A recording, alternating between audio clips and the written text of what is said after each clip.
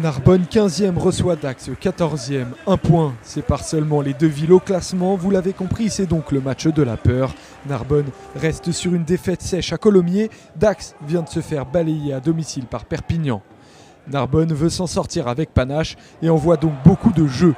Brett cherche au large, l'ouvreur néo-zélandais est finalement intercepté, l'ailier adverse, Bourete Kasaya, parti de ses 40 mètres, va trop vite. Fekki Toya tente de lui couper la route. C'est trop tard. Dax ouvre le score à la 9e minute.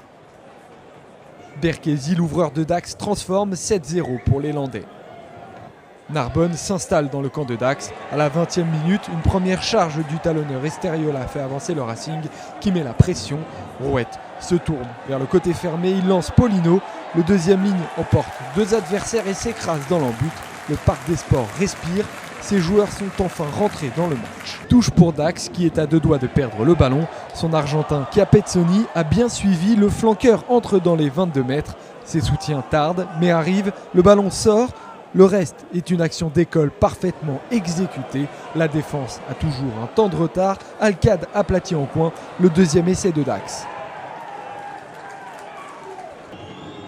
Narbonne prend un coup de tête. Berkesi passe la transformation. Dax mène 14-5 à la 32e minute de jeu. 9 points de retard, ça commence à faire. Alors Brett prend une pénalité bien placée et ramène le Racing à 6 points. 14-8 pour Dax, c'est le score à la pause. La tension s'empare des Narbonnais au retour des vestiaires. Dax le sent et tape des chandelles pour mettre la pression. Le jeune arrière Cazès craque. Dax monte à toute allure et joue un contre à 1000 à l'heure. Et quand ça va vite, Boureta Kiassa n'est jamais loin. L'ailier est intouchable et marque un deuxième essai ce soir.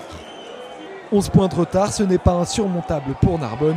Rouette envoie ses avances s'empaler dans le mur des Landais. Féao ramasse le ballon à gauche du regroupement. Le pilier droit marque son premier essai sous ses nouvelles couleurs.